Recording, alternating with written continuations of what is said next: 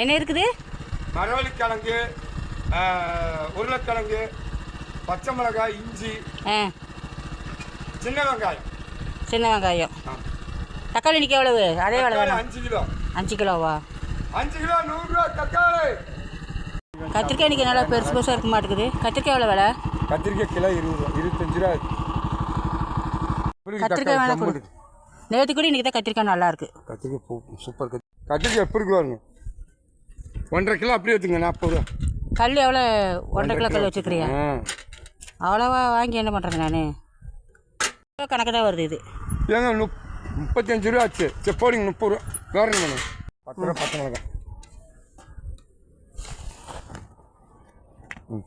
ஒரு மிளகாய். மரவள்ளிக்கிழங்கு எவ்வளவு? மரவள்ளிக்கிழங்கு 30 ரூபாங்க. நல்ல கிழங்கு. கிலோவா? கிழங்கு வேறு 30. 1 கிலோ கிழங்கு போட்டுமா? கிழங்குலாம் இருக்குது வேண்டாம். இல்லை 1 கிலோ போடுங்க. 25 50 60 ரூபா. அவ்வளோலாம் வேண்டாம். 10 ரூபாய்க்கு மட்டும் போடு போதும்.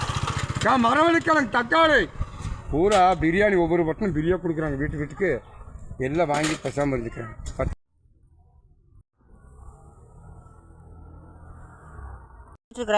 5 ரூபாய்க்கு மீதிக்கு என்ன கொடுக்குற? கடையை நான் லீவ் போட்டுடலான்னு இருக்கேன். 50 ரூபா நோட்டாவே